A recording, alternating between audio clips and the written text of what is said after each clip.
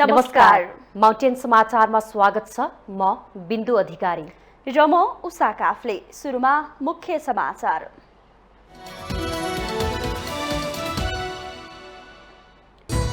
उन्नाइस वर्षभन्दा बढी नेपालमा जेल जीवन बिताएका कुख्यात अपराधी चार्ल्स सोब्राज फ्रान्स पठाइए। 10 वर्ष नेपाल फर्कन नपाउने। नयाँ सरकार गठनका लागि राष्ट्रपति विद्यादेवी भण्डारीले दिएको पुस 10 गतेसम्मको समयसीमा नजिकिँदै दलहरूलाई आन्तरिक भागभण्डा मिलाउन सकस। दबाव र प्रभावमा नपरी न्याय सम्पादन गर्न सरकारी वकिलहरूलाई प्रधानमन्त्री देउवाको आग्रह। कानूनको निष्पक्ष र प्रभावकारी कार्यान्वयनमा जोड। नेपाली सेनाले निर्माणको जिम्मेवारी लिएको फास्ट ट्र्याकको काम ट्र्याक बाहिर जाने खतरा। शक्ति राष्ट्रदेखि स्वार्थी समूहको चासो। केही दिनदेखि त्रिपुरेश्वर स्थित राहदानी विभागमा पासपोर्ट बनाउनेको भिड। अनलाइन सेवा चुस्त नहुँदा सेवाग्राही पुसको जाडोमा बिहानैदेखि लाइन बस्न बाध्य। विश्वमा फेरि कोरोनाको त्रास। चीनमा तीव्र गतिमा फैलिरहेको नयाँ भेरिएन्टबाट 3 वर्ष अघि वुहानबाट फैलिएको संक्रमण भन्दा खतरनाक हुन सक्ने आकलन। र नेपाल टी20 क्रिकेट लिग आजदेखि विजेताले 55 र उपविजेताले 30 लाख पुरस्कार पाउने। नेपाली क्रिकेटलाई ध्वस्त बनाउन कुनै तत्त्व सक्रिय रहेको क्यान अध्यक्षको आरोप।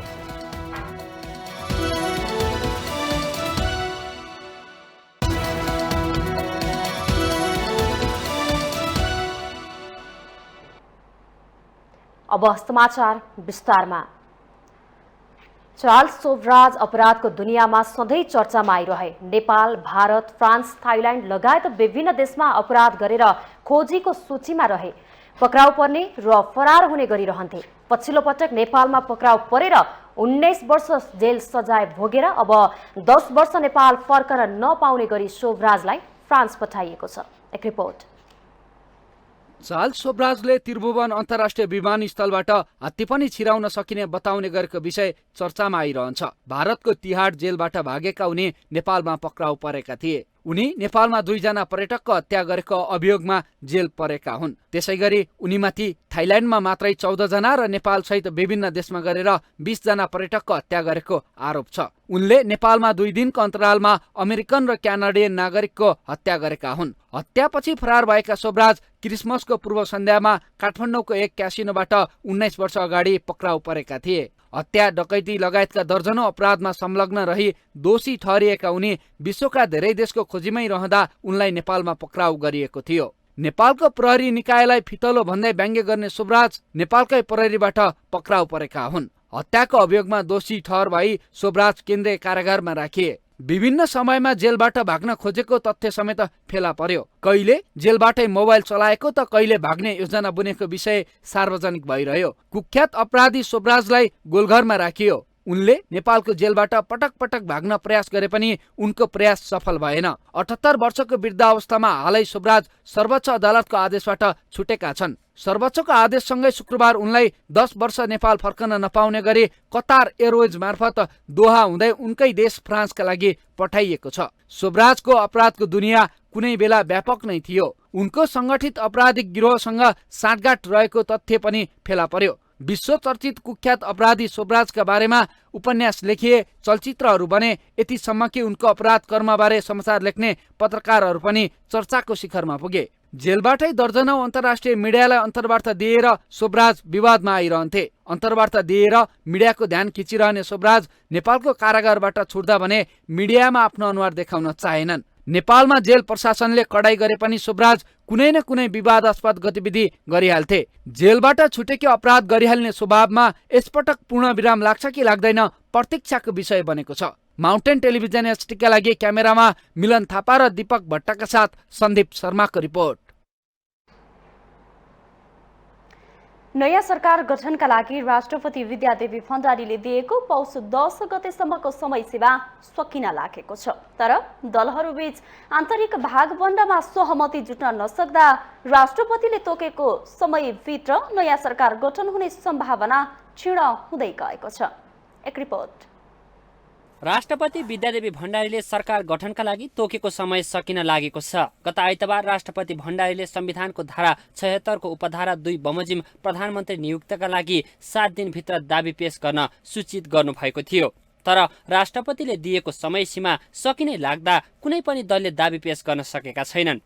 नेपाली कांग्रेसले नयाँ सरकार गठनका लागि बहुमत जुटाएर दाबी पेश गर्न सकेको छैन। सत्ता गठबन्धनको प्रमुख हिस्सेदार माओवादी केन्द्रले सरकारको नेतृत्व गर्न नपाए गठबन्धन नै तोडिन सक्ने सम्मको संकेत गरिरहेको छ।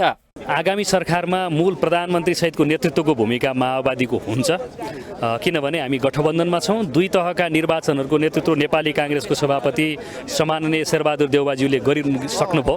त्यसैले केही नयाँपन आउनका लागि र हिजो गठबन्धन हुँदा आलो पालो सरकारको नेतृत्व गर्ने सहमति अनुसारै मेरो विचारमा पहिलो चरण हाम्रो पार्टीको अध्यक्ष पुष्पकमल दाहाल प्रचण्ड प्रधानमन्त्री रहनुहुन्छ। त्यो नेपाली कांग्रेसले मान्नुपर्छ र मान्छ भन्ने कुरा मलाई विश्वास छ। प्रतिनिधि सभामा प्रत्यक्षतर्फ र समानुपातिक गरी 275 सिट मध्ये सरकार गठनका लागि 138 सांसद चाहिन्छ, जुन गठबन्धनसँग अपुग छ। बहुमत जुटाउनका लागि गठबन्धनले साना दल र स्वतन्त्र उम्मेद्वारहरूसँगको लबिङलाई पनि तीव्रता पारेको छ। तर कुन दल सरकारमा जाने टुङ्गो छैन। नेकपा एमाले पर्ख र हेरको अवस्थामा छ। अहिले नेपाली कांग्रेस प्राविधिक ढङ्गले ठुलो पार्टी बन्न पुगेको छ।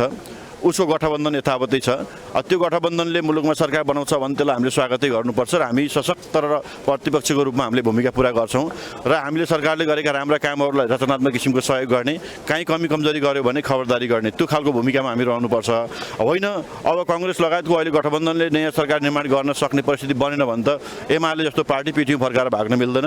मुलुकको चाहिँ एउटा बागडोरको जिम्मेवारी एमाले लिनुपर्छ र मुलुकलाई एउटा समृद्धि र सुशासनको बाटोमा लाने, गरिबीलाई समाप्त गर्ने, भ्रष्टाचारलाई अन्त्य गर्ने, मुलुकमा सुशासन दिने, यो काममा नेकपा एमालेको अगुवाई अनिवार्य छ, गर्नुपर्छ। सरकारको नेतृत्व गर्न माओवादी केन्द्रका अध्यक्ष पुष्पकमल दाहाल प्रचण्डले सशक्त दाबी गरेपछि कांग्रेसलाई सरकार निर्माणमा सहमति जुटाउन सकस परेको हो। कांग्रेस संसदको पहिलो दल भएकाले आफ्नै नेतृत्वमा सरकार बनाउन चाहन्छ, तर आफूले हतारो गर्दा कतै गठबन्धन नै तोडिन हो कि भन्ने त्रास कांग्रेसमा छ। कुनै पनि कुराको निर्णायक अवस्थामा नपुगुन्जेल आफ्नो कुरा राख्ने स्वाभाविक कुरा हो। अब त्यसमा चाहिँ माओवादीले पनि आफ्नो दाबी गर्ने, रहर गर्ने कुरा के यसलाई अस्वाभाविक मान्न मिल्दैन। तर अन्तिममा गएपछि आफ्नो पार्टीको साङ्गठनिक अवस्था र पार्लियामेन्टमा टाउको गन्तीको कुरा त भइहाल्छ।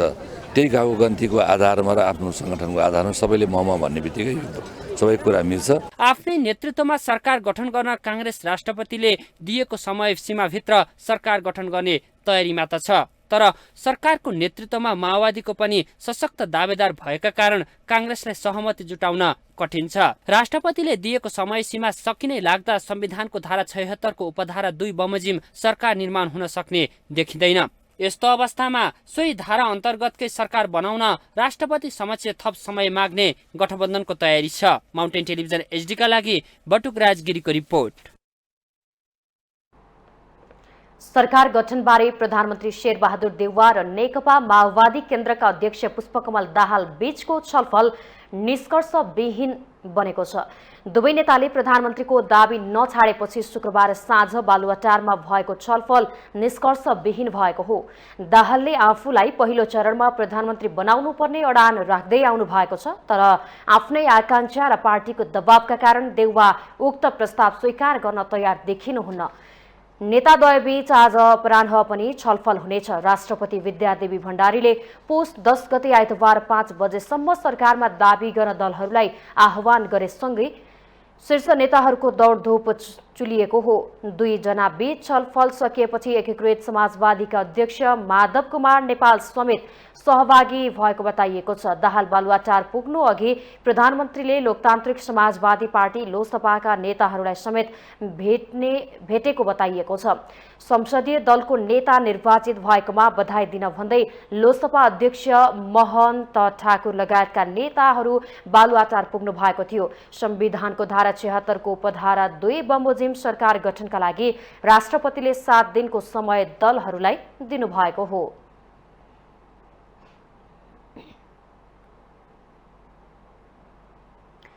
प्रधानमन्त्री शेरबहादुर देउवाले फौजदारी शासनको प्रभावकारी कार्यान्वयन गर्न आवश्यक रहेको बताउनु भएको छ।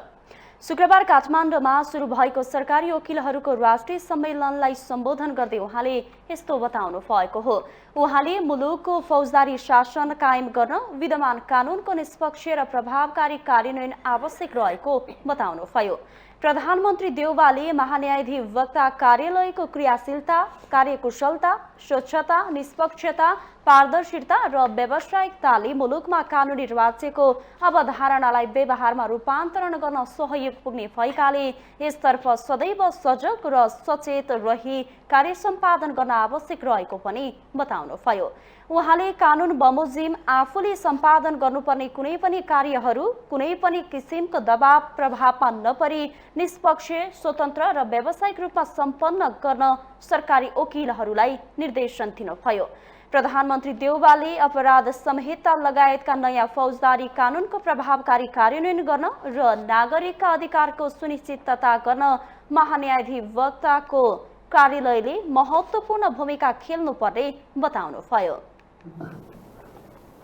संस्थाको रूपमा विकसित हुने सफलता मिलोस् भन्ने शुभकामना दिन चाहन्छु। यस संस्थाको सुदृढ तथा व्यावसायिक दक्षता विकास र कार्यबोध अनुरूपको जनशक्ति व्यवस्थापनका लागि चाहिने स्रोत बोध गराउन सरकारले प्राथमिकता दिएछ। साथै सरकारी वकिलको सेवा तथा शर्त सम्बन्धी कानुन निर्माणका लागि आवश्यक पहल गरिएको छ। प्रधानमन्त्री देउवाले सरकारी वकिलहरू व्यावसायिक र क्षमतावान हुन जरुरी रहेको पनि बताउनुभयो। उहाँले सरकारी वकिलको सेवा तथा शर्त सम्बन्धी कानुन निर्माणका लागि सरकारले आवश्यक पहल गरिरहेको बताउनुभयो।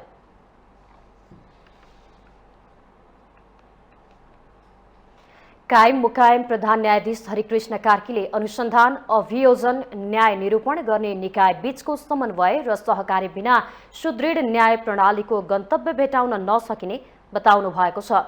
शुक्रबार सरकारी वकिलहरूको राष्ट्रिय सम्मेलनमा कायम मुकायम प्रधान न्यायाधीश कार्कीले अनुसन्धान, अभियोजन, न्याय निरूपण गर्ने निकायहरूको क्षमता, प्रभावकारिता तथा त्यस्ता निकायहरू बीचको कार्यगत सम्बन्ध, समन्वय र सहकार्य बिना सुदृढ न्याय प्रणालीको गन्तव्य भेटाउन नसकिने बताउनु भएको हो।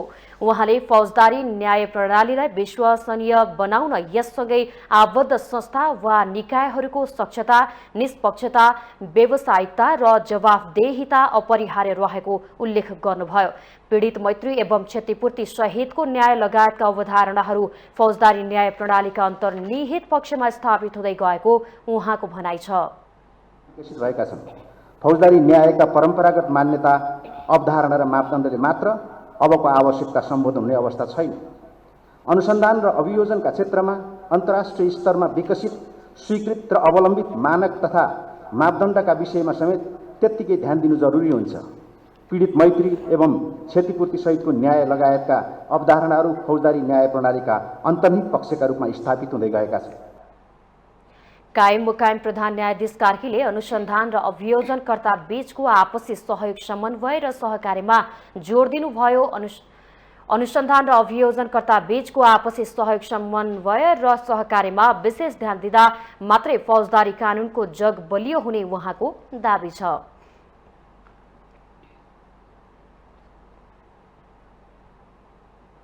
कानुन व्यवसायीहरूले सिरियल किलर चार्ल्स सोब्राजको रिहाईमा ढिलाइ भएको प्रतिक्रिया दिएका छन्। सर्वोच्च अदालतको फैसलासँगै केन्द्रीय कारागारबाट थुनामुक्त भई अध्यागमन विभागको जिम्मा लगाइएपछि विभिन्न प्रक्रिया पूरा गरेर शुक्रबार नै फ्रान्स पठाइएका सोब्राजको पक्षमा वकालत गर्दै आउनुभएकी कानुन व्यवसायी निहिता विश्वासले राजनीतिक गुटबन्दीका कारण रिहाईमा 5 वर्ष ढिलो भएको प्रतिक्रिया दिनुभएको छ। उहाँले अध्यादेश ल्याउने र आफ्ना मान्छेलाई मात्रै कारागारबाट छुटाउन खोज्ने राजनीतिक खिचातानीको मारमा पनि सोब्राज पनि परेको जिकिर गर्नुभयो। मुटुका रोगी सोब्राजको कारागारभित्रै ज्यान जान सक्ने भएपछि अदालतले रिहा गर्ने निर्णय लिएको उहाँको तर्क छ। र एक्जिक्युटिभ डिसअर्डरको कारणले गर्दाखेरि चाहिँ यहाँ अलिकति प्रक्रियामा लामो कुरा गयो हैन। उसलाई सोल्जर कन्फाइनमेन्टमा राखेको कारणले गर्दाखेरि मण्डेला रुल्सको अगेन्स्ट भएको भएर उसलाई मुटुको रोग लागेर उसको चाहिँ असामयिक निधन हुने भएको कारणले गर्दाखेरि मेजर ह्युमानिटेरियन ग्राउन्डमा र लिगल सिनारियोमा चाहिँ सबै कुरा डिसाइड गरेर चाहिँ सर्वोच्च अदालतले फैसला गरेको छ। यसबीच वरिष्ठ अधिवक्ता रामबन्धु शर्माले शोभराजलाई रिहा गर्न सर्वोच्च अदालतको आदेश सराहनीय रहेको बताउनु भएको छ। शोभराजको पक्षमा वकालत गर्दै आउनुभएका उहाँले सर्वोच्च अदालतको फैसलाले मानव अधिकारको सम्मान गरेको प्रतिक्रिया दिनुभयो। आदेशमै प्रष्ट रूपमा लेखिएको छ हैन, त्यो हिसाबले जुन आदेश भयो यो चाहिँ नि एकदम मानव अधिकारको रक्षा भएको छ, ढिले भए नि न्याय परेको छ। अध्यागमन विभागले शुक्रबार नै शोभराजलाई फ्रान्स पठाएको छ।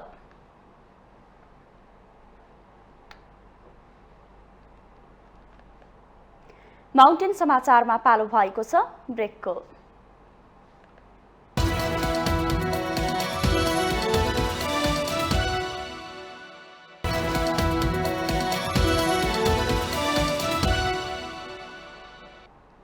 ब्रेकपछि स्वागत छ। अब बाँकी समाचार। बिहिबार प्रतिनिधि सभा सदस्य पदको शपथ लिन छुटेका 2 सांसदले आज पद तथा गोपनीयताको शपथ लिएका छन्। संघीय संसद सचिवालय सिंहदरबारमा प्रतिनिधि सभाका ज्येष्ठ सदस्य पशुपति शमशेर राणाबाट नेपाल समाजवादी पार्टीका सांसद महेन्द्र राय यादव र माओवादी केन्द्रका सांसद रामकुमार राईले हिजो शपथ लिनुभएको हो। नेपाल समाजवादी पार्टीका यादव माओवादीको चिन्ह हँसिया हथौडाबाट चुनाव लड्नु भएको थियो। सचिवालयमा रहेको मानवाधिकार समितिको हलमा शपथ गराइएको हो। नागरिकतामा रहेको उमेर सम्बन्धी समस्याका कारण बिहिबार यादवको शपथ लिनुभएको थिएन भने माओवादीका सांसद राई हवाई उडानमा ढिलाइ भएका कारण शपथ समारोहमा सहभागी हुन पाउनु भएको थिएन। यस्तै एकीकृत समाजवादीका नेता प्रेम आले र कंग्रेस सांसद माया राईले पारिवारिक कारणबाट अझैसम्म शपथ लिन पाउनु भएको छैन।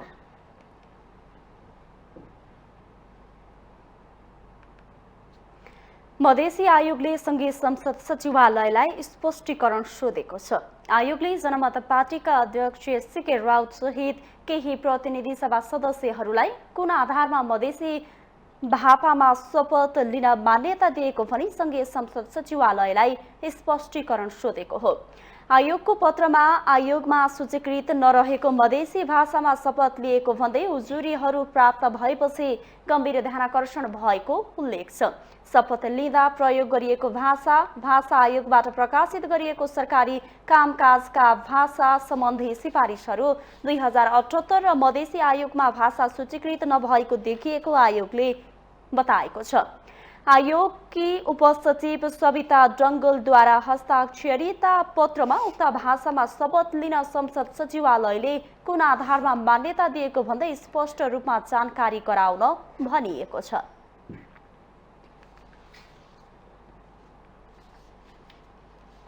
राष्ट्रिय मानव अधिकार आयोगका पूर्व अध्यक्ष अनुप राज शर्माले राष्ट्रिय मानव अधिकार आयोग सम्बन्धी विधेयकबारे सांसदहरूसँग व्यापक छलफल गर्न सम्बन्धित पक्षलाई आग्रह गर्नुभएको छ। शुक्रबार काठमाडौँमा आयोजित एक कार्यक्रममा शर्माले संक्रमणकालीन समयका पीडितलाई न्याय दिने गरी सो विधेयक पारित गराउनका लागि नयाँ संसदमा पनि व्यापक छलफल गर्नुपर्ने आवश्यकता औल्याउनु भएको हो। पूर्व प्रधान न्यायाधीश समेत रहनुभएका शर्माले केपी ओली नेतृत्वको तत्कालीन सरकारले संक्रमणकालका पीडितहरूको मानवाधिकार रक्षा हुने गरी विधेयक नल्याएको उल्लेख गर्दै त्यसलाई संशोधन गरेर अघि बढ्न मानवाधिकारवादीहरूले नयाँ संसदलाई दबाव दिनुपर्ने स्पष्ट पार्नुभयो। उहाँले विधेयक मानवाधिकार मैत्री हुने गरी पारित गराउन सम्बन्धित सबै पक्षले जोड दिनुपर्ने बताउनुभयो। दबाब मैले त्यहाँ पार्लियामेन्टमा के भनेको थिएँ भने अनुप्रास शर्मा तिनको नै आउँदैन, अनुप्रास शर्मा मण्डलामा झन्डा फहराउँदैन, इन्कलाब जिन्दाबाद पनि भन्दैन। मैले जे भन्नु छ तपाईँको कमिटीमा आएर भन्छु र त्यहाँ डङ्केकी चोट कोही भन्छ नि हिन्दीमा, त्यस्तो हामीले आफ्ना भनाइहरू राख्यौँ र खुसी लाग्यो कि आजसम्म त्यो पारित भएको छैन, छलफल पनि भएको छैन। त्यसकारण यसलाई व्यापकता दिनु छ। यो एक सिटिङले सिद्धिने कुरा होइन, तर यो न्युज अवश्य बाहिर जान्छ, उहाँहरूलाई दबाब त पर्छ। कार्यक्रममा मानवाधिकार कर्मी नेता कपिल श्रेष्ठले संक्रमणकालीन न्याय निरूपणका लागि राजनीतिक दल र नेताहरूको रुचि नभएको भन्दै आक्रोश व्यक्त गर्नुभयो। उहाँले संक्रमणकालीन न्याय जस्तो विषयलाई लम्ब्याएर राजनीतिक दलहरूले पीडितलाई न्याय दिनुको साटो विभिन्न आयोगहरू बनाएर त्यसलाई टार्ने प्रयास गरिरहेको भन्दै त्यसको विरुद्धमा एकताबद्ध भएर मानवाधिकारको प्रवर्धनका लागि लाग्न पनि सम्बन्धित सबै पक्षलाई आग्रह गर्नुभयो। किनभने यो मानव अधिकार आयोग जुन छ नि, साथीहरूले पनि भन्नुभयो, अघि केदारजीले भन्नुभयो, यो राजनीतिक नेता र दलहरूलाई रुचि भएको विषय होइन। राजनीतिक नेता र दलहरूलाई मानवाधिकार र मानवाधिकार आयोग रुचि भएको भए उनीहरूले संक्रमणकालीन न्याय जस्तो विषयलाई यो कसिङ गरेर धसिङ गरे आयोगमा अल्मलाउने थिएनन्। द्वन्द्व पीडितहरूलाई अहिलेसम्म यसरी बेकुफ बनाउने थिएनन्। श्रेष्ठले संविधान संशोधन गर्ने र मानवाधिकारको प्रवर्धन नभई पीडितलाई थप पीडा दिन राजनीतिक दलहरूले ऐन कानुन संशोधन गर्ने कामलाई निरन्तरता दिने काम गरिरहेको आरोप समेत लगाउनुभयो।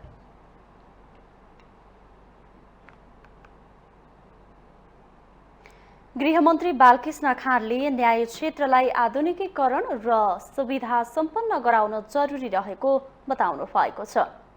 शुक्रबार महान्यायाधिवक्ताको कार्यालयको वार्षिक उत्सवको अवसरमा काठमाडौँमा आयोजित कार्यक्रमलाई सम्बोधन गर्दै उहाँले यस्तो बताउनु भएको हो।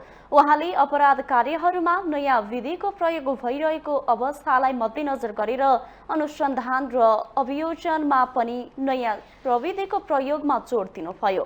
उहाँले नयाँ किसिमको अनुसन्धान र अभियोजनका लागि संस्थाहरूलाई स्रोत साधनयुक्त गराउन जरुरी रहेको पनि उल्लेख गर्नुभयो। उहाँले महान्यायाधिवक्ताका कार्यालयलाई आगामी दिनमा अझ बढी प्रभावकारी रूपमा संवैधानिक र कानुनी जिम्मेवारी वहन गर्न सक्ने व्यावसायिक र विशिष्टकृत बनाउन निर्देशन दिनुभयो।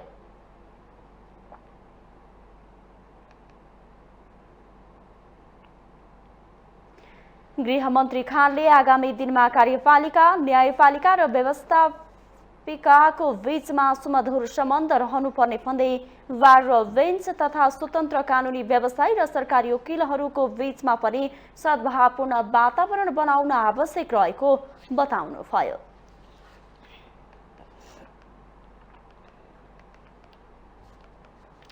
संस्कृति पर्यटन तथा नागरिक उड्डयन मन्त्री जीवनराम श्रेष्ठले सरकार आफ्नो दायित्वबाट पन्छिन नमिल्ने भन्दै चुनाव हारे पनि राजीनामा नदिएको प्रस्ट्याउनु भएको छ। शुक्रबार मन्त्रालयमा आयोजित पत्रकार सम्मेलनमा सञ्चारकर्मीहरूले राखेको जिज्ञासाको जवाफमा उहाँले राजीनामा नदिएको बारेमा प्रस्ट्याउनु भएको हो। प्रतिनिधि सभा सदस्य निर्वाचन हारेपछि आफूले राजीनामा दिन खोजे पनि प्रधानमन्त्रीले सरकार आफ्नो दायित्वबाट पन्छिन नमिल्ने भन्दै रोकेको बताउनुभयो।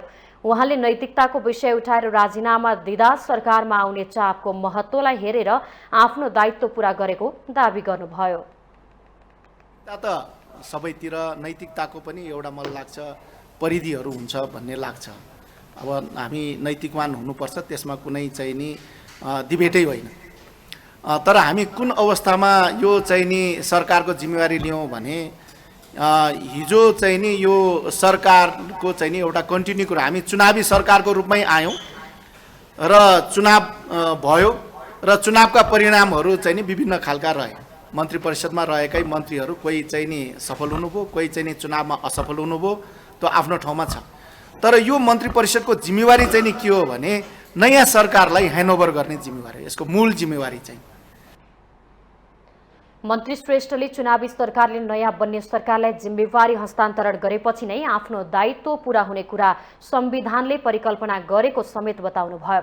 3 तहकै सरकार मिलेर काम गर्न सके मात्रै नेपालको पर्यटन विकास हुने उहाँको भनाइ छ। उहाँले पर्यटन क्षेत्रलाई व्यवस्थित गर्न सके जीडीपीमा पनि सुधार हुने भन्दै नेपालमा प्राकृतिक सुन्दरताको कमी नभएको उल्लेख गर्नुभयो। नेपालमा विदेशी पर्यटकहरूले चाहेको संस्कृति, कला, सौन्दर्य, प्रकृति र साहसिक गन्तव्यहरू रहेको स्पष्ट पार्दै उहाँले पर्यटनको विकासका लागि परम्परागत शैली त्यागेर अघि बढ्न आवश्यक रहेको बताउनुभयो।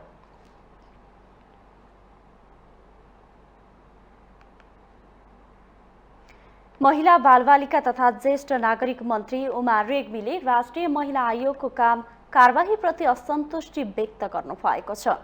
शुक्रबार मन्त्रालयमा आयोजित पत्रकार सम्मेलनमा मन्त्री रेग्मीले महिला आयोग आफै आन्तरिक द्वन्द्वमा फसेर काम गर्न नसक्नु विडम्बनाको कुरा भएको टिप्पणी गर्नुभएको हो। मन्त्री रेग्मीले महिला हिंसा बढ्दै जानु तर महिला आयोगले काम गर्न नसक्नु दुःखद विषय भएको गुनासो समेत गर्नुभयो। उहाँले मन्त्रालयमा बजेट नै नभएकाले हिंसा पीडित महिलाहरूलाई आर्थिक सहायता दिन नसकेको स्पष्ट पार्दै आगामी बजेटमा व्यवस्था हुने गरी आफूले योजना तय गरेको दावी समेत गर्नुभयो। के अरे मन्त्रालयमा कति पनि बास्केट फन्ड एक सुक्का पनि मन्त्रालयमा छैन। अबदेखि राख्नुहुन्छ। यो लेसन लर्न भएर अब यहाँ हामीले छलफल गरेका छौँ। अब आगामी बजेटमा थोरै बास्केट फन्ड पनि हुन्छ ताकि त्यस्तो अप्ठ्यारो परेको ठाउँमा दिने। अन्यथा त एउटा चाहिँ नि एकदमै अप्ठ्यारो परेको महिला आउनुभयो भने पनि हामीले चाहिँ नि उहाँले दुःख देखाउँदा पकेटबाट पैसा 2 पैसा जे छ त्यो दिनु सिवाय एक सुका पनि मन्त्रालयमा त्यो व्यवस्था छैन। 80 करोड भन्दा बढी बजेट नभएको मन्त्रालयका लागि चालु आर्थिक वर्षमा 1 अर्ब 78 करोड पुर्याइएको मन्त्री रेग्मीको दावी थियो। उहाँले बजेट अभावका कारण पीडितको मागलाई सम्बोधन हुने गरी काम गर्न सक्ने अवस्था नरहेको समेत स्पष्ट पार्नुभयो। 80 करोड बजेट थियो र अरू मन्त्रालयमा 80 अरब बजेटसम्म छ। 70, 80, 90 अरब बजेटसम्म छ अरू मन्त्रालयमा। तर चाहिँ हाम्रो मन्त्रालयमा जम्मा 80 करोड बजेट थियो र जनसङ्ख्याको हिसाबले महिला, बालबालिका, ज्येष्ठ नागरिक, अपाङ्गता भएका व्यक्ति, यौनिक लैङ्गिक अल्पसङ्ख्यक गर्दा लगभग 80% जनसङ्ख्याको अभिभावकीय मन्त्रालय यो हो। तर बजेटै नभएपछि जति काम गर्छु भने के काम गर्न सकिन्छ र। मन्त्री रेग्मीले आफ्नो कार्यकालमा महिला पहिला अभियान, महिला सुरक्षा कार्यक्रम जस्ता नयाँ कार्यहरू सुरु भएको बताउनुभयो।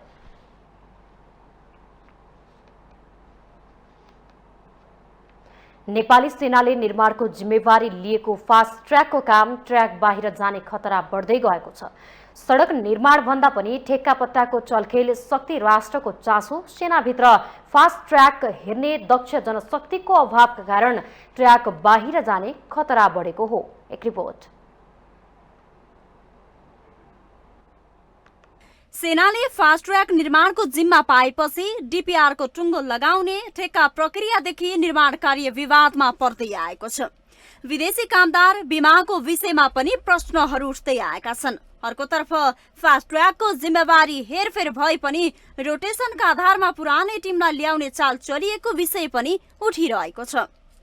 विकास पोखरेलको ठाउँमा कमल विक्रम शाह ल्याइए पनि सडक निर्माणको दक्ष जनशक्तिलाई भन्दा भवन निर्माणको अनुभव सङ्गालेकोलाई ल्याउने प्रविधिले निरन्तरता पाएको छ। फास्ट ट्र्याकको यसअघिका ठेक्का विवादमा परि पछिल्लो समय प्याकेज नम्बर 6 को ठेक्का चिनिया कम्पनीलाई दिनुमा सेटिङको विषय उठेको छ। चिनिया कम्पनी चाइना फास्ट हाइवेले निकै कम लागतमा निर्माण गर्ने प्रस्ताव गरेर योजनाबद्ध तरिकाले ठेक्का पाएको छ। यस विरुद्ध भारतीय कम्पनी अदालत पुगेपछि अन्तरिम आदेश जारी भएर तत्काल रोकिएको छ। दुईवटा प्याकेजको काम गरिरहेका चिनिया कम्पनीले आर्थिक प्रस्तावको तुलनामा आधा भन्दा कम रकमको प्रस्ताव गरेको कम्पनी छनौट हुनुले काम कस्तो र कसरी हुन्छ प्रश्न उठेको छ। सेना आफै 18 अर्बमा प्याकेज नम्बर 6 को काम हुनेमा विश्वस्त छैन। फास्ट ट्र्याकको काम समयमै नसकिने निश्चित भएको छ। सेनाले 2081 मङ्सिरभित्र सक्नुपर्ने भए पनि कतिपय प्याकेजको ठेक्का नै खोल्न सकेको छैन। सेनाले काम समयमै नसकिने निश्चित भएपछि कोरोना संक्रमण कालको 2 वर्षलाई जोडेर निर्माण अवधि लम्ब्याउने रणनीति बनाइसकिएको बुझिएको छ। सैनिक स्रोतका अनुसार कोरोना संक्रमण कालमा काम रोकिएकाले त्यो अवधि पनि जोडिने गरी केही समय निर्माण अवधि लम्ब्याइनेछ। तर त्यो अवधिभित्र पनि काम पूरा हुने सम्भावना देखिँदैन। अर्कोतर्फ इन्सुरेन्स फितलो गरेर लाभ लिन खोज्ने गतिविधि पनि नदेखिएको होइन। माउन्टेन समाचारमा पालो भएको छ ब्रेकको।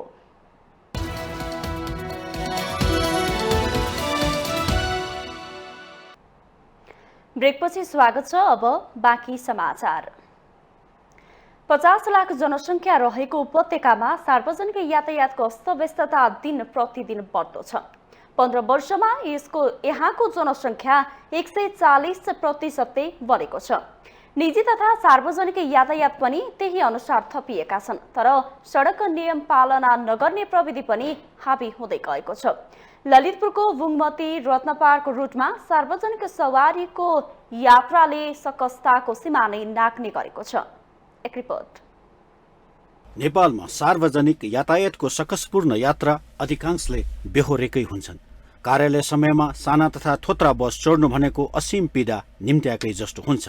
ललितपुरको बुङ्गमती रत्नपार्क रुटमा चल्ने सार्वजनिक सवारी यसका प्रत्यक्ष उदाहरण हो। अधिकांश साना र पुराना गाडी रहेको उक्त रुटको बीचबाट कार्यालय समयमा सिट पाएर यात्रा गर्ने कल्पना नै गर्न सकिँदैन।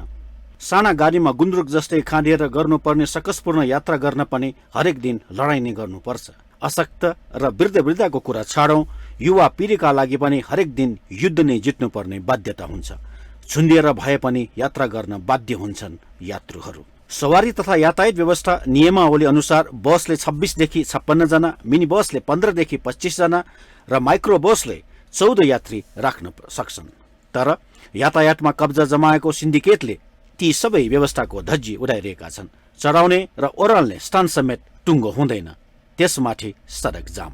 अब समस्या भन्दा त सबभन्दा काठमाडौँमा पपुलेसिटी धेरै छ, अब गाडीको बाहुल्यता पनि धेरै छ र अब साँझ पख अफिसले टाइमबाट हामी घर फर्कँदाखेरि हामीले धेरै सास्री भोगेका छु। र अहिले पछिल्लो अवस्थामा काठमाडौँको सार्वजनिक यातायातमा चाहिँ भाडा दर कस्तो छ भने एकदम रुटिन छैन, जस्तै लापरवाही हिसाबले चाहिँ लिइरहेको अवस्था हुन्छ। पनि अब घर माइती गर्दा त एकदमै गाह्रो हुन्छ कि त्यही त ठेल गर्छन्, अनि कसैले पाकेट मार्ने, अब यस्तो गरेर उभिँदाखेरि पनि कसैले पाकेट मार्ने, त्यही बेला मौका छोप्छ, अनि एकदम गाह्रो छ। कोही त अब के भन्नु, कसैले खाएर चढ्छ, गाह्रो नै बनाउँछ, खाएर चढ्छ। धेरै जस्तो चाहिँ मलाई कस्तो लाग्छ भने जाँड रक्सी चुरोटहरू खाने चाहिँ यो गाडीमा नचढे हुन्थ्यो जस्तो लाग्छ कि। थुप्रै यो वृद्ध र अपाङ्गहरूलाई धेरै समस्या छ। अरूलाई त हुँदो रहेछ, सहज हुन्छ नै। वृद्ध र अपाङ्ग अशक्तहरूलाई चाहिँ महिलालाई पनि लगभग महिलालाई चाहिँ अहिले सिट छोड्छन्। अपाङ्गलाई र वृद्धलाई चाहिँ त्यति साह्रो छोडेको देखिनँ, मैले भेटाइनँ। रत्नपार्क बुङ्गमती रुटका गाडीका चालकहरू भने गाडीको कुनै कमी नभएको, कार्यालय जाने र आउने समयमा यात्रुको चाप स्वाभाविक भएको भन्दै यो कुनै समस्या नभएको तर्क गर्छन्। होइन, यो चाहिँ कसले भने यो चाहिँ अलि होइन, हाम्रो तपाईँको यसरी बोकेर छैन। तल अब यो टिप्परहरू निशानाहरू चलेर होइन मान्छे जति त्यहाँ बोकेर हिँड्छन्। अब हाम्रो बसमा त खाली तपाईँहरू हेर्न नि सक्नुहुन्छ, यहाँ जसले पनि देख्न सक्नुहुन्छ। त्यस्तो मान्छे कहाँ पाउनु र त्यसरी बोक्नु, पेसेन्जरै हुँदैन नि तपाईँको। गाडी त यहाँ पर्याप्त मात्रामा छन् होइन, गाडी नपुगेको होइन। यो अफिस आवरमा अलिकति मात्र भिड हुने हो। अरू बेला त अब 3 जना लिएर गइरहेको छौँ हामी। 3 जना लिएर जाँदा अब तेलै खान्छ, हाम्रो रनपार चलाउँदा 1100को जति खान्छ, लौनखेत चलाउँदा 800 750 खान्छ। अनि दिउँसोकोले त हाम्रो तेल हाल्नै पुग्दैन। अनि बिहान बेलुकाको तपाईँको अफिस आवर त्यही पर्ने हुनाले सबै मान्छे त्यही बेला प्याक हुन्छ, त्यही बेला अलिअलि नै पैसा उठाएर त्यही बचाउने हामीले। प्रत्येक वर्ष गाडीहरू र यात्रीहरू बढिरहेको छ, तर सडक भने बढ्ने अवस्था छैन। यही गति कायम रहे आगामी 10 वर्षमा काठमाडौँ उपत्यकामा अहिले उपलब्ध 1500 किलोमिटर सडकमा 50 लाख सवारी साधन गुर्ने अवस्था हुन्छ। ती कसरी गुर्लान्? यसको व्यवस्थापनका लागि राज्यले सहज र सरल सार्वजनिक यातायातलाई प्राथमिकता दिनुपर्ने अवस्थामा उपत्यकावासी ऋणी लिएर भए पनि निजी सवारी साधन किन्न आकर्षित भइरहेका छन्। यसबाट आउन सक्ने विकराल अवस्थातर्फ सम्बन्धित निकाय पहिले नै सचेत हुनु पर्छ। माउन्टेन टेलिभिजन एचडीका लागि क्यामेरामा अमर राउतका साथ विसन्तर साकेको रिपोर्ट। अवैध लागु औषध कोकेन र चरेसको कारोबारमा संलग्न 3 जना विदेशी सहित 6 जना पक्राउ परेका छन्। नेपाल प्रहरीको लागु औषध नियन्त्रण ब्युरोले शुक्रबार काठमाडौँमा पत्रकार सम्मेलन गरी कारोबारमा संलग्नहरूलाई सार्वजनिक गरेको हो। ब्राजिलबाट ल्याइएको 5 केजी 600 ग्राम कोकेन सहित युक्रेनकी 32 वर्षीय डारिला एन्टोनको र थाई नागरिक 25 वर्षीय एरिया फोनोकलाई पक्राउ गरी लागु औषध नियन्त्रण ऐन 2033 बमोजिम अनुसन्धान अघि बढाइएको ब्युरोका प्रमुख प्रहरी वरिष्ठ उपरीक्षक विकास राज खन्नालले जानकारी दिनुभयो। प्रहरीले बरामद गरेको कोकिनको बजार मूल्य 12 करोड 9 लाख 60 हजार रहेको पनि जनाइएको छ। ल्यान्ड गरेको अन्तर्राष्ट्रिय विमानस्थल ल्यान्ड गरेर एउटा ठमेलको एउटा होटलमा बसोबास गरेकी महिला युक्रेनी नागरिक महिलालाई हामीले यो प्रोफाइलिङ गर्ने क्रममा शङ्कास्पद गतिविधि लाएर निगरानी गर्ने क्रममा उहाँ बसेको यो होटलको कोठाबाट हामीले 5 किलो 600 ग्राम अवैध कोकिन सहित उहाँलाई चाहिँ हामीले पक्राउ गरेर र त्यो सामान त्यो चाहिँ अवैध जुन कारोबार अवैध कोकिन जुन छ त्यो लिन आउने र पछि यो म अहिले यहाँहरूलाई यो चार्टसिटमा पनि देखाउँछु त्यो ब्याङ्ककबाट हिजो मात्रै ब्याङ्ककबाट त्यो अवैध कोकिन लिन आउने अर्को महिलालाई पनि हामीले अर्को ठमेलस्थित अर्को होटलबाट पक्राउ गरेका छौँ। त्यसैगरी 33 केजी चरेसहित 4 जनालाई पनि प्रहरीले नियन्त्रणमा लिई कारबाही प्रक्रिया अघि बढाएको छ। काठमाडौँको चन्द्रागिरी बस्ने अल्कबहादुर तामाङ, धादिङका स्थानीय चेपाङ, सोही ठाउँका चम्पे चेपाङ र भारतीय नागरिक सरप ल्याल्टसेनलाई पक्राउ गरिएको पनि लागु औषध नियन्त्रण ब्युरोले जनाएको छ। उनीहरूबाट बरामद गरिएको चरेसको बजार मूल्य 18,15,000 रहेको ब्युरोका प्रमुख प्रहरी वरिष्ठ उपरीक्षक खनालले बताउनुभयो।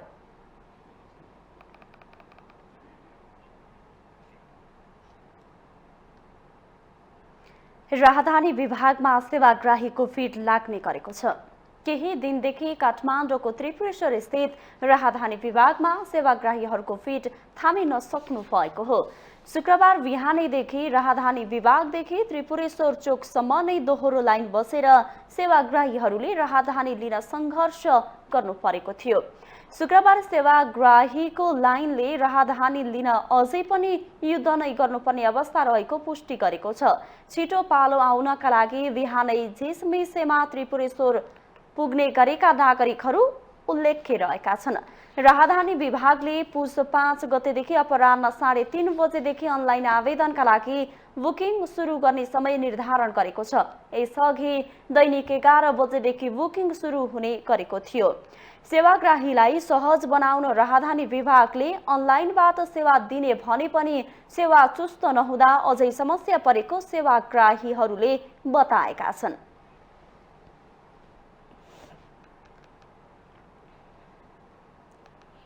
काठमाडौँ उपत्यकामा आजदेखि 1 सातासम्म फोहोर सङ्कलन नहुने भएको छ। महानगरपालिकाले शुक्रबार सूचना जारी गर्दै आफ्नो घर पसल व्यवसायबाट उत्पन्न हुने कुनै पनि फोहोर सडक चोक सार्वजनिक स्थलमा नफाली घरभित्रै राख्न अपिल गरेको हो। शहरी विकास मन्त्रालयले बन्चरे डाँडामा रहेको ल्यान्डफिल साइट जाने 2 किलोमिटर सडक मर्मतको काम भइरहेकाले फोहोरको गाडी नपठाउन भनेपछि महानगरपालिकाले फोहोर सङ्कलनको काम रोकेको हो। उपत्यकाका 18वटा स्थानीय तहको फोहोर व्यवस्थापनको काम रोकिने भएको छ।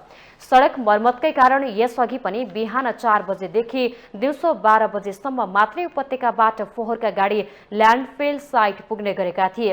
उपत्यकामा हरेक दिन 1200 मेट्रिक टन फोहोर सिसडोलमा व्यवस्थापन हुँदै आएको छ। निजी कम्पनीहरू र महानगरपालिका गरी दैनिक करिब 200 गाडीले फोहोर लैजाने गरेका थिए।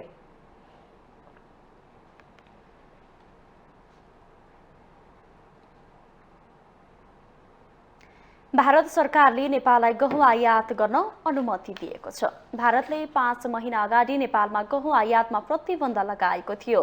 गहुँ आयात रोकिएसँगै चोर बाटोबाट नेपालमा गहुँ भित्रिने गरेको भए पनि भारतले 50,000 टन गहुँ नेपाल ल्याउन अनुमति दिएको हो।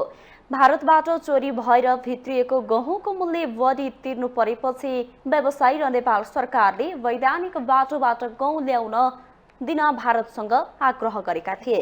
नेपाली पक्षको आग्रहपछि भारतीय पक्ष पनि नेपाललाई गहुँ दिन सहमत भएको हो।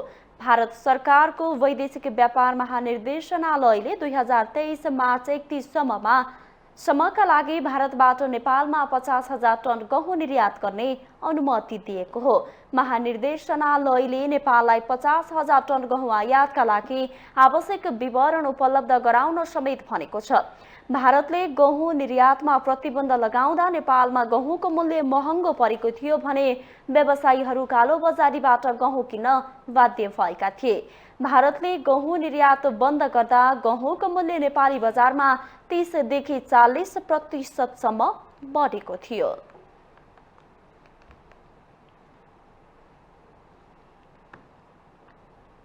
हामीसँग आर्थिक, अन्तर्राष्ट्रिय र खेल समाचार बाँकी नै छन्। माउन्टेन समाचारमा पालो भएको छ ब्रेकको।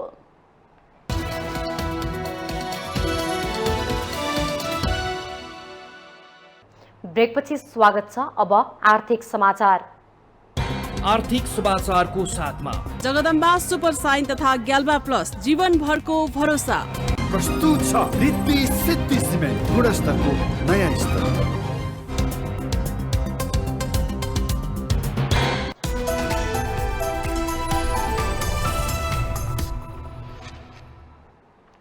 पछिल्लो समय सहकारीप्रति बचतकर्ताको विश्वास घट्दै गएको छ।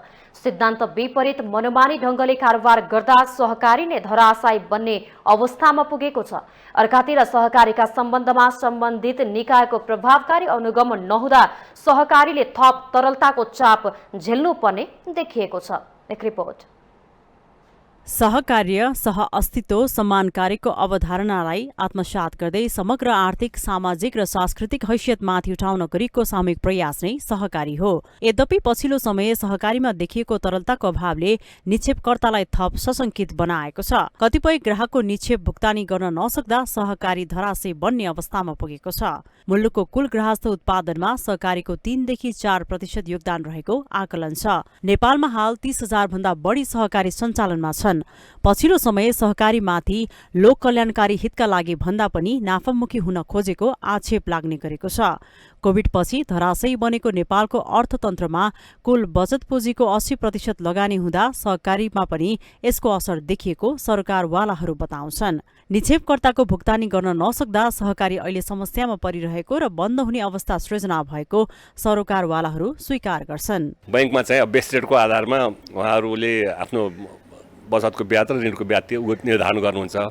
हाम्रो ऋणको अधिकतम सीमाको तोक्याका कारणले अलिकति समस्या भएको छ। त्यो सन्दर्भ ब्याज दर पुनरावलोकन गर्नको लागि पनि हामीले विभागमा मन्त्रालयमा लेखेर पठाएको छौँ, कुराकानी गरिरहेकै अवस्था छ।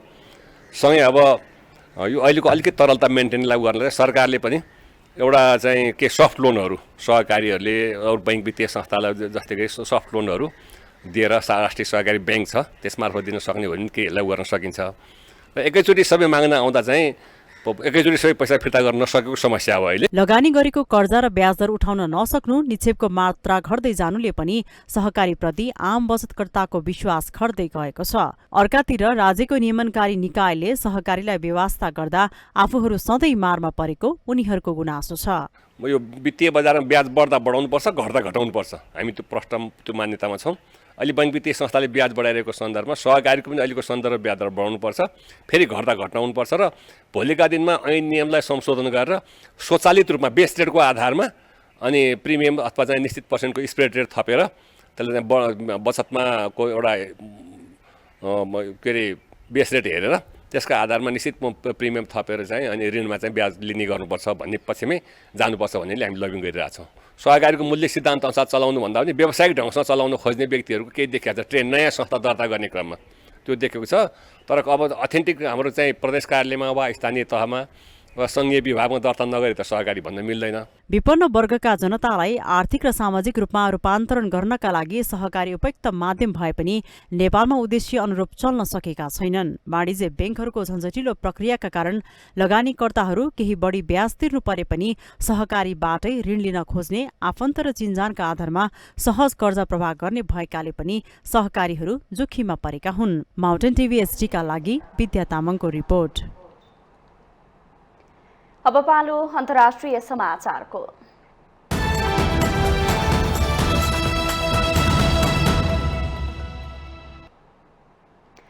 विश्वमा फेरि एकपटक कोरोना भाइरसको त्रास फैलिएको छ। चीनमा संक्रमण तीव्र गतिमा बढ्न थालेपछि 3 वर्ष अघिको कोरोना भयावहले विश्व नै त्रसित हुन थालेको हो। चीनमा अहिले जुन गतिमा कोरोनाको नयाँ भाइरस फैलिएको छ त्यस प्रकारको संक्रमण 3 वर्ष अघिको भन्दा भयानक हुन सक्ने आंकलन गरिएको छ। एक रिपोर्ट। चीन अहिले कोरोना भाइरस ओमिक्रोनको सब भेरिएन्ट BF7 को कठिनतापूर्वक सामना गरिरहेको छ। चीनिया स्वास्थ्य अधिकारीहरूले आगामी केही महिनामा 19 देखि 80 करोड कोरोना संक्रमित हुन सक्ने र मृत्यु हुनेको संख्या 5 लाख नाग्न सक्ने चेतावनी दिएपछि विश्व नै यसको रोकथाम र नियन्त्रणका लागि सक्रिय भएको छ। विश्व स्वास्थ्य संगठनले चीनमा कोरोनाको नयाँ लहरका कारण त्यहाँका अस्पतालहरू भरिभराउ भएको दावी गरेको छ। तर स्थितिलाई सही ढंगले बुझ्ने गरी चीनले सही जानकारी दिएको छैन। विश्व स्वास्थ्य संगठनले चीनमा प्रभावित र मृतकको संख्या अपेक्षाकृत कम सार्वजनिक भइरहेको भन्दै सही तथ्याङ्क सार्वजनिक गर्न माग गरेको छ। अमेरिकी समाचार एजेन्सी रोयटर्सको एक रिपोर्टले बेजिङमा कोरोनाबाट मृत्यु हुनेको लागि बनाइएको शवदाह स्थल अगाडि लामो लाइन लागेको दावी गरेको छ। बेजिङका केही व्यक्तिहरूले शवदाह गृहमा आफ्नो पालो पाउनका लागि धेरै दिन कुर्नु परेको र मोटो रकम तिर्नेहरूले श्मशानमा पालो पाउने छिट्टै ठाउँ लिइरहेका छन्। कोरोना भाइरस ओमिक्रोनको सब भेरिएन्ट BF7 का 3वटा नयाँ केसहरू भारतमा पनि फेला परेको छ। चीन, अमेरिका, जापान, दक्षिण कोरिया र पेरिसमा कोरोना संक्रमित बढ्दै गएपछि भारतमा पनि सतर्कता अपनाइएको छ। भारतको स्वास्थ्य मन्त्रालयले कोरोना अझै समाप्त नभएको भन्दै सतर्क रहन र कडा निगरानीका लागि निर्देशन दिइसकेको छ। भारतका सबै विमानस्थलमा विदेशबाट आएका यात्रुको आकस्मिक परीक्षण सुरु भइसकेको छ। नयाँ संकटले विश्वलाई नै 3 वर्ष पहिले वुहानमा फैलिएको प्रकोपको फेरि सम्झना गराएको छ। चीनमा जिनपिङ सरकारले कोरोना अवधिभर कडा कोभिड नीति अपनायो, परीक्षण गर्यो, मानिसहरूलाई जबरजस्ती क्वारेन्टिनमा राख्यो। तर डिसेम्बर 7 मा सरकारले नियमहरू खुकुलो पार्यो र सबै कुरा नियन्त्रणमा रहेको बताएको थियो। तर वर्तमान अवस्थाले कोरोनाको त्रास फेरि फैलिएको छ। माउन्टेन टेलिभिजन HD का लागि प्रतिमा धरेलको रिपोर्ट। अब खेल समाचार।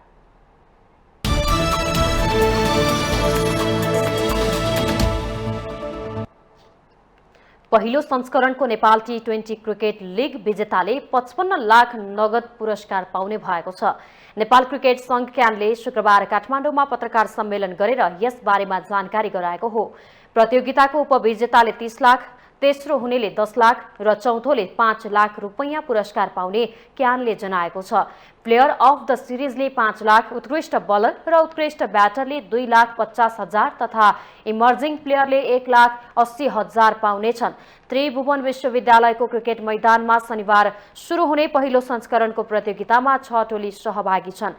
पत्रकार सम्मेलनमा क्यानका अध्यक्ष चतुर बहादुर चन्दले नेपाल T20 को आयोजना गर्न निकै कठिनाई भोग्नु परेको भन्दै व्यक्तिवादी स्वार्थका लागि क्रिकेटमा असर पर्नु दिनु नहुने बताउनुभयो। नेपाली क्रिकेटलाई ध्वस्त बनाउन कुनै तत्त्व लागेकाले त्यसलाई सफल बन्न दिनु नहुने अध्यक्ष चन्दको भनाइ छ। कुनै निकाय छोडेको छैन, त्यसकारणले मैले पुनः आग्रह गरेँ त्यो सबै कुराको बाधाहरूलाई पार गरेर एग्रिमेन्ट भइसक्यो। एजिएमले पास गरेको हो, अर्को एजिएमले खारिज गर्ला होइन, क्यान आफूले गर्ला नगर्ला। नेपालमा कुनै काम गर्न खोज्दा चाहिँ यत्रो बाधाहरू हुन्छ भनेर कसैले हात हाल्नु। क्यानको हकमा, खेलाडीको हकमा यो त सबै भन्नुहोस्, रोक्नुहोस्। खेलाडीलाई 15 लाख, 5 लाख, 10 लाख दिनु गलत थियो। हामीले गर्ने प्रस्ताव गलत थियो।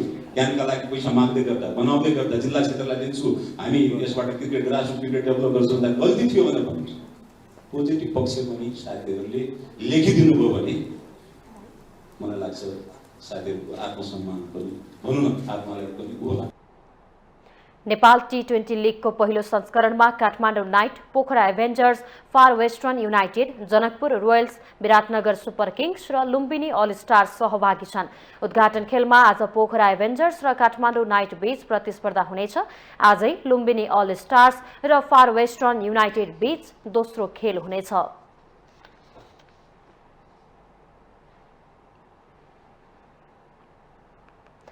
माउन्टेन समाचारमा पालो भएको छ ब्रेकको।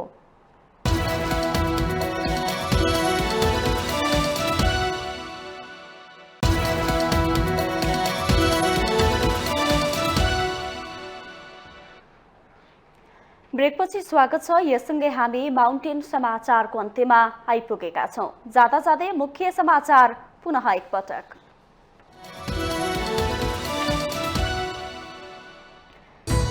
19 वर्षभन्दा बढी नेपालमा जेल जीवन बिताएका कुख्यात अपराधी चालचोक राजक प्रान्त पठाइए, 10 वर्ष नेपाल फर्कन नपाउने। नयाँ सरकार गठनका लागि राष्ट्रपति विद्यादेवी भण्डारीले दिएको पुस 10 गतेसम्मको समयसीमा नजिकिँदै दलहरूलाई आन्तरिक भागभण्डा मिलाउन सकस। दबाव र प्रभावमा नपरी न्याय सम्पादन गर्न सरकारी वकिलहरूलाई प्रधानमन्त्री देउवाको आग्रह, कानूनको निष्पक्ष र प्रभावकारी कार्यान्वयनमा जोड। नेपाली सेनाले निर्माणको जिम्मेवारी लिएको फास्ट ट्र्याकको काम ट्र्याक बाहिर जाने खतरा, शक्ति राष्ट्रदेखि स्वार्थी समूहको चासो। केही दिनदेखि त्रिपुरेश्वर स्थित राजधानी विभागमा पासपोर्ट बनाउनेको भिड, अनलाइन सेवा चुस्त नहुँदा सेवाग्राही पुसको जाडोमा बिहानैदेखि लाइन बस्न बाध्य। विश्वमा फेरि कोरोनाको त्रास, चीनमा तीव्र गतिमा फैलिरहेको नयाँ भेरिएन्टबाट 3 वर्ष अघि वुहानबाट फैलिएको संक्रमण भन्दा खतरनाक हुन सक्ने आकलन। र नेपाल टी20 क्रिकेट लिग आजदेखि विजेताले 55 र उपविजेताले 3 लाख पुरस्कार पाउने। नेपाली क्रिकेटलाई ध्वस्त बनाउन कुनै तत्त्व सक्रिय रहेको क्यान अध्यक्षको आरोप।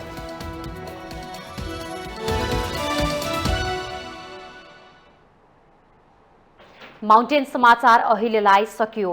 सत्य, तथ्य र निष्पक्ष समाचारका लागि माउन्टेन टेलिभिजन HD हेर्दै रहनुहोला। नमस्कार।